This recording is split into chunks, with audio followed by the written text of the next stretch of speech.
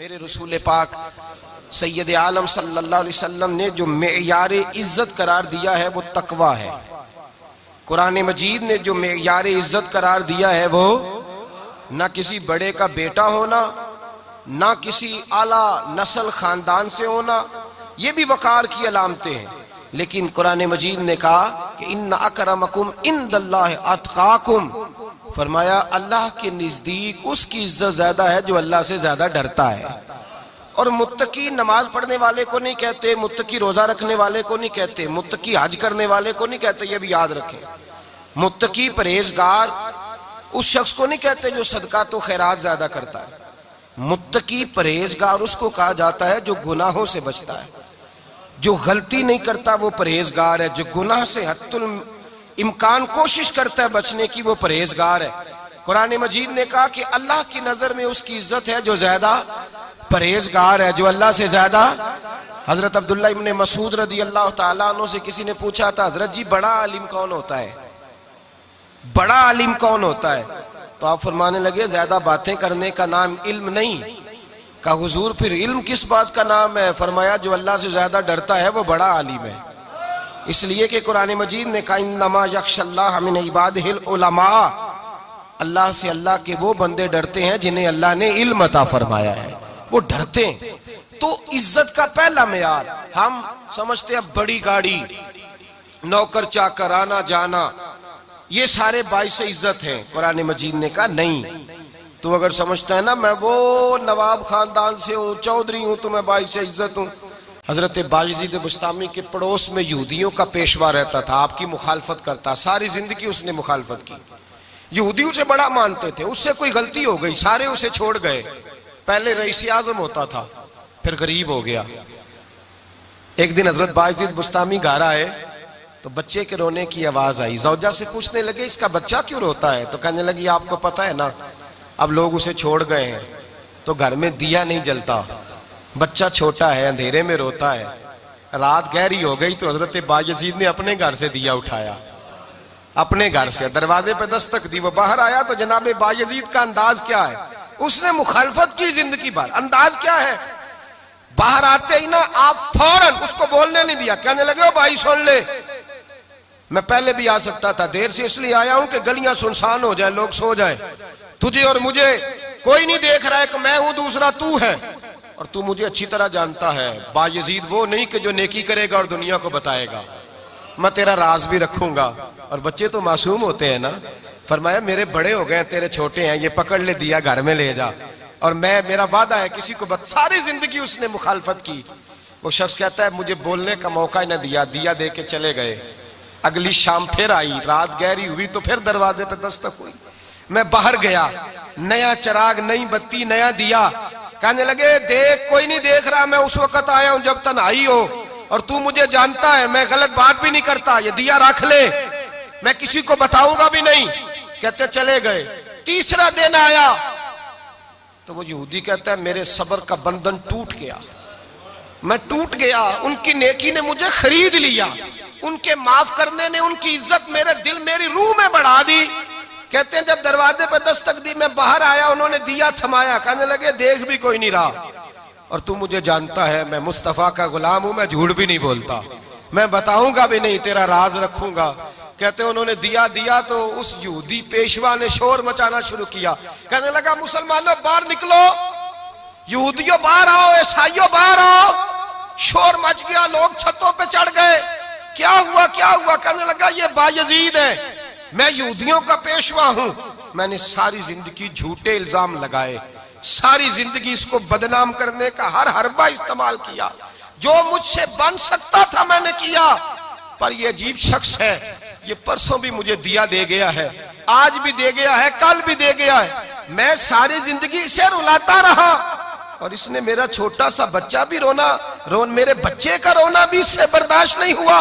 मैं तुम सबको गवाह बना के कहता हूं मैं झूठा हूं, बायजीद सच्चे हैं, इनका मजहब भी सच्चा है, कुरान भी सच्चा है, इस्लाम भी सच्चा है, और जिस मुस्तफा का ये कलमा पढ़ते हैं वो महबूब भी बड़ा सच्चा है, ये सच्चे दीन के मानने वाले हैं।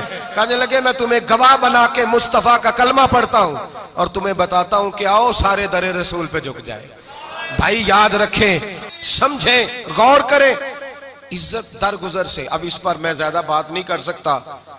इज्जत दरगुजर से मिलेगी। एक तो आपको इज्जत आजिज़ी से मिलेगी, तकवे से मिलेगी, इज्जत दरगुजर से मिलेगी, इज्जत कनात से मिलेगी, इज्जत कम बोलने से मिलेगी। और अगर ज्यादा इज्जत लेनी है और इज्जत इतनी लेनी है कि छा जाओ दुनिया में, अगर छा जाने का शौक हो ना, तो फिर रब फरमाता है मेरे मुस्तफा की गुलामी कर लो, फिर मेरे नबी के हो जाओ। कुल इन कुंतुम तुहिब्बूनल्लाह फत्तबिऊनी युहब्बिबकुमुल्लाह। फरमाया तुम मेरे नबी के हो जाओ, दुनिया भी तुम्हारी और दुनिया बनाने वाला खुदा भी तुम्हारा हो जाएगा। तुम मेरे गुलामी मुस्तफा में इज्जत है, रसूलुल्लाह की नौकरी में, और कसम अल्लाह की बड़ी इज्जत है, बड़ी इज्जत है, बड़ा वकार है, बड़ा प्यार है, बड़ा हुस्न है, बड़ी रानाई है, बड़ा ठहराव है। यार वो जो लोग कहते हैं ना मैं पता नहीं कौन हूं, कहाँ का रहने वाला हूं, यार नहीं लोग पूछते तू कौन था, तेरी बरादरी क्या है, तू कहाँ का है, नहीं पूछते। तेरे लबों पे अगर जिक्र मुस्तफा है तो दुनिया तेरी गुलाम है। अगर तू हुजूर का है तो फिर सारे दामन मुस्तफा से जो भी लिपटा वो यगाना हो गया, और जिसके हुजूर हो गए उसका जमाना हो गया, जिसके हुजूर हो गए उसका। इकबाल कहते हैं कुव्वत इश्क से हर पस्त को बाला कर दे, और दहर में इसमें मोहम्मद से उजाला कर दे। और की मोहम्मद से वफा तूने तो हम तेरे, की मोहम्मद से वफा तूने तो हम तेरे, ये जहां चीज है क्या लौह कलम तेरे। रसूलुल्लाह की गुलामी इज्जत देती है, नबी पाक की नौकरी, अल्लाह करे आप बोल पड़े आमीन कहना। नबी पाक की गुलामी इज्जत दे, हुजूर की गुलामी। यार बंदा बिल्कुल बेअमल हो ना, बिल्कुल, तो मेरी तरह दाढ़ी रख के पगड़ी बांध के बस में भी चढ़ जाए तो कई लोग सीटें खाली कर देते हैं, कहते हैं बुजुर्गों यहाँ आ जाए, हजरत जी यहाँ आ जाए।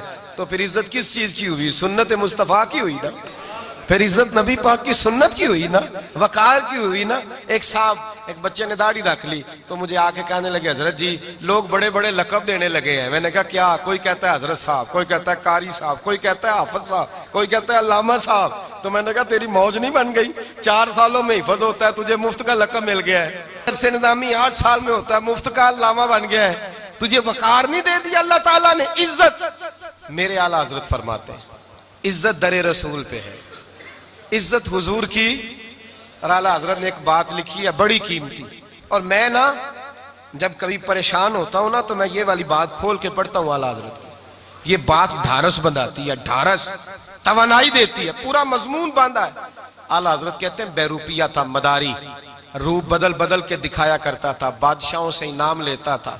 एक दिन औरंगजेब आलमगीर के पास आ गया, कहने लगा मैं रूप बदलूंगा, अगर आप पहचान ना सके तो मैं इनाम लूंगा।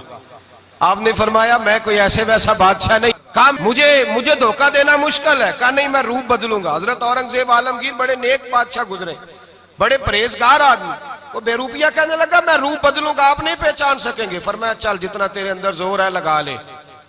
हजरत ने ऐलान किया कि मैंने फौजी भर्ती कर दे, 2 माह के बाद टेस्ट होगा। वो 2 महीने दौड़ता रहा, रंग रूप बनाता रहा, आया टेस्ट देने, 2-3 सिपाहियों का इम्तिहान लिया, उसकी बारी आई तो 10 रुपए दिए, कहने लगे तेरे आने जाने का किराया मैंने तुझे पहचान लिया है।